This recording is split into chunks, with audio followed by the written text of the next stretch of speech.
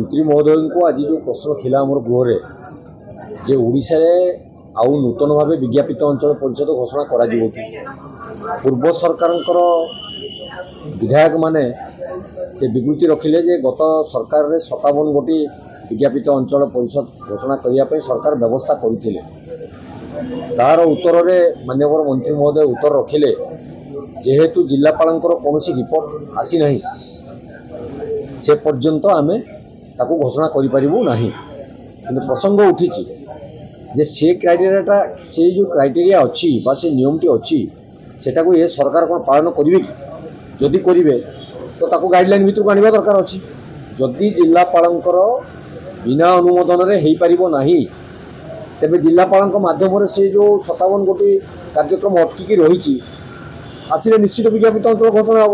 मोर प्रसंग थिला भद्रक जिलार जो तिहिडी ब्लॉक रे तिहिडी लोक संख्या व्यावसायिक प्रतिष्ठान एवं तार क्राइटेरिया गुड़िक समस्त पूरण करुला बेले सरकार मानदंड पूरण करुला बेले एपर्यंत तिहिडीटा को विज्ञापित अंचल परिषद रूप घोषणा करा जाय नै, बहुत मध्य करा जाय नै। एमती विभिन्न प्रसंग उठिला। बहु विधायक माने उद्वेग प्रकाश करथिले विज्ञापित अंचल परिषद घोषणा करा जाऊ। तेणु आमे दाबी रखिछु जहाँ जहाँ कटकणा आपण मैंने अच्छी सरकार मानदंड अच्छी ताकू पूरण करुवा अंचल गुड़ी को विज्ञापित अंचल रूपे घोषणा करा जाऊ। तत्संगे संगे जो आउटसोर्सिंग कथा आपण प्रश्न करिसेंती आउटसोर्सिंग माध्यम रे जो पिला माननकु रखा जाउची गोटे महा घोटाला आमे देखु से चली गोटे फिक्सिंग होईची।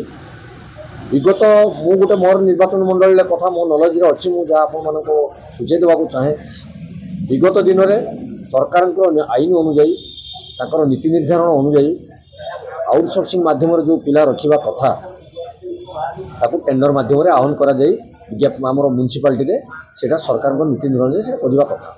किंतु विगत 1 वर्ष है भावी नथिले सरकार चलीज बोली अधे ऑफिसर माने सही मानसिकतार थिले ताकू रिन्यू कर दी सेटा कौ नियम एवं कौ नीति आधारित अच्छी ताकू भी जानिबार बा ताकू भी तदंत परिसरभुक्त कर आवश्यकता रही एवं जो 100 पिला काम करने कथा सेठी 80 जन पिला काम कर 100 जन बिल तैयारी करा जो जड़े लोक खरकुव आपण मैंने देखिए विभिन्न अंचल 2 जन फोटो उठाऊँ जो जो कार्यक्रम हवा कथा सरकार तहबिल जो अर्थ खर्च हो लोकों पाखु टिकस आकार आदाय जो अर्थ विनियोग कर खर्च कर से जो भाई कार्यक्रम व्यवहृत कर जो भद्रक अंचल सेफार्ड कंपानी जो भाई मनमानी करी मोर अंचल मुझे जानी जे जो भाई बेआईन भाव बिना टेंडर कार्यक्रम नहीं ताकू लोक मान पाखे सी बर्तमान घुमार पात्र होती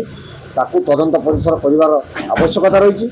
विजिलेंस विभाग में तदंत हबार आवश्यकता बोली आम आज गृह में उद्वेग प्रकाश करूँ मंत्री महोदय सूचना सूचय।